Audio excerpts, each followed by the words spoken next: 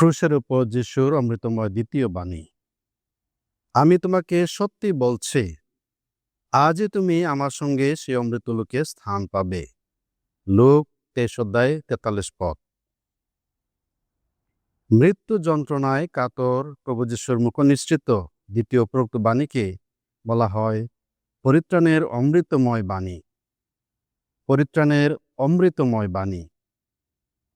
যিশু ক্রুশের উপর থেকেই সেই অনুতপ্ত বিশ্বাসী চোর বা দস্যুকে পরিত্রাণের আশা বা প্রতিশ্রুতি দিলেন। যিশু ছিলেন নির্দোষ, নিষ্পাপ, নিরপরাধ। মৃত্যুদণ্ড পাবার মতো কোনো কারণই তার ছিল না। কিন্তু যে দুইজনকে তার সঙ্গে ক্রুশে দেওয়া হয়েছিল, রোমীয় আইন অনুযায়ী তারা তাদের প্রাপ্য শাস্তি পেয়েছিল। তারা দুজনে যিশুর সঙ্গে কথা বলছিল, কিন্তু তাদের মধ্যে মাত্র একজনকেই যিশু তার অমৃতলোকে সেই পরম শান্তির দেশে স্থান দেওয়ার প্রতিশ্রুতি দিলেন। এটা ছিল এমন এক সুনিশ্চিত আশ্বাস বাণী যা তিনি পৃথিবীতে এর আগে তার কোনো প্রিয় শিষ্যকে পর্যন্ত দেননি।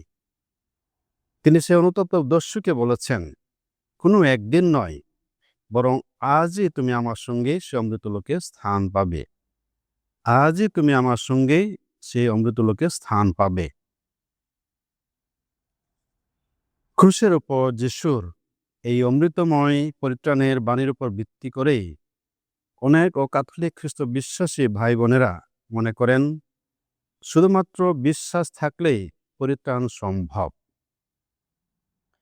কিন্তু লুকের মঙ্গল সমাচার বিবরণ ভালোভাবে পড়লে আমরা দেখতে পাই যে এই সৌভাগ্যবান চোর বা দস্যুতি শুধুমাত্র যিশুর উপর বিশ্বাস রাখেনি, কিন্তু আরো কতগুলি ভালো কাজ তিনি করেছেন। প্রথমত, তিনি তার সহদণ্ডপ্রাপ্ত দস্যুকে ভর্ৎসনা করেছেন, তিরস্কার করেছেন।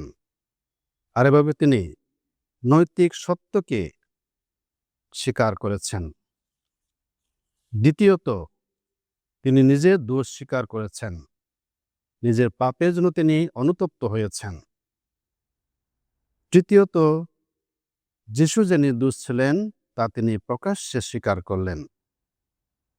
চতুর্থত, যিশুর শাশ্বত রাজত্বকে তিনি স্বীকার করেছেন। যিশু যে ঈশ্বর পুত্র, তিনি তাকে সেভাবেই চিনতে পেরেছেন।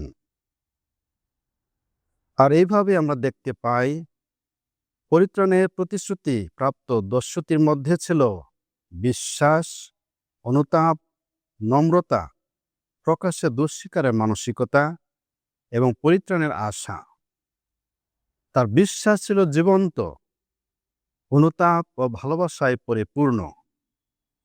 এজন্যই যিশু সে শাস্তিপ্রাপ্ত ক্রুশবিদ্ধ অনুতপ্ত দস্যুকে পরিত্রাণ বাণী দিয়ে আশ্বস্ত করলেন, আজই তুমি আমার সঙ্গে সে অমৃতলোকে স্থান পাবে।